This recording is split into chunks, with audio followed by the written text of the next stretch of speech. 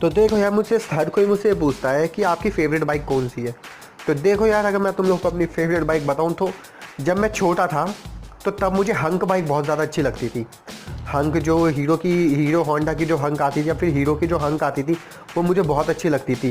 क्योंकि एक तो उसका लुक बहुत प्यारा था। 125 सीसी, सॉरी 150 सीसी के हिसाब से बहुत अच्छा लुक था। लेकिन वो बाइक फ्लॉप हुई, क्यों? क्योंकि 150 की जगह पे तो हम सबको पता कि भाई बजाज पल्सर ने ही राज कर रखा था। लुक उस बाइक का बहुत अच्छा था, एकदम अलग लुक था और थोड़ी ऐसी लगती थी कि वो बाइक की, हाँ, उसके शॉकर्स भी बड़े प्यारे थे, हर एक चीज़ एवन थी। लेकिन अगर उसको 125 सीसी में निकालती हीरो की कंपनी, तो यार ग्लैमर, मुझे पता है ग्लैमर थी हीरो की, काफ़ी टाइम पहले से ग्लैमर आ रही है और ग्लैमर अपने राज उसमें ही राज करती थी वो। अभी मुझे लग रहा है कि अब ग्लैमर नहीं चल पाएगी, पता नहीं क्या है, क्योंकि इंजन में काफ़ी ज़्यादा प्रॉब्लम आ रही है। लेकिन अगर 125 सीसी में वो निकालती हग को और लुक सेम वही रखती, वो बात अलग है, थोड़ा सा छोटा सेगमेंट उसे बना देती तो वो बहुत ज़्यादा अच्छा लगता।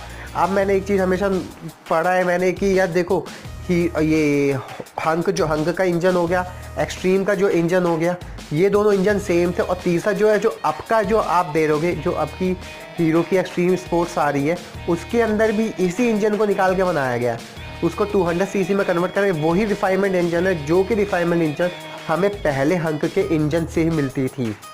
तो हंक वाला ही इंजन को इसको डिट्यून करा गया है। जैसे कि अगर मैं आपको अभी का बताऊं तो अभी क्या होता है, जैसे स्प्लेंडर है, स्प्लेंडर के इंजन को बढ़ा दिया, 110 सीसी का इंजन बना दिया, तो वो उसने पैशन प्रो में डाल दिया और उसी इंजन को बढ़ा के आपका इसमें डाल दिया, 125 सीसी में ग्लैमर में डाल दिया या फिर सुपर स्प्लेंडर में डाल दिया।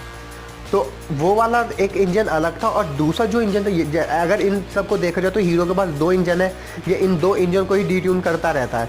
सबसे बड़ी बात यह है कि जो हंक की सेगमेंट का जो इंजन मैंने बताया था, वो इंजन मुझे काफ़ी अच्छा लगा, क्योंकि वो हीरो और होंडा का दोनों को मिला के वो इंजन बना गया है और उसके अंदर रिफाइनमेंट सबसे ज़्यादा थी। लेकिन वो पता नहीं, वो फ्लॉप होने का रीज़न, जैसे कि मैंने अभी तुम लोगों को बता दिया कि इसका रीज़न यही था कि वो 150 आ गई थी। हाँ, 125 के सेगमेंट में निकालती तो मुझे लगता है कि काफ़ी ज़्यादा सक्सेस होती, क्योंकि बजाज पल्सर जो है वो टॉप पे चल रही थी और आज के टाइम पे भी टॉप पे चल रही है यार। 150 के सेगमेंट पे अगर कोई बंदा सोचता है कि 125 सीसी की कोई बाइक चाहिए, तो फिर वो उसका दिमाग सीधा बजाज पल्सर 150 पे जाता है, क्योंकि लुक्स भी मिल जाते हैं, एवरेज भी मिल जाते हैं, स्पोर्टीनेस भी मिल जाती है, पावर भी उसके बाइक के अंदर अच्छी खासी मिल जाती है। तो यही था। तो दोस्तों, वीडियो पसंद है तो लाइक करो, शेयर करो, सब्सक्राइब करो, जो करना है वो कर, लेकिन दिमाग मत खराब करो, क्योंकि हमारे दिमाग जब खराब कर दे रहे। Okay, bye.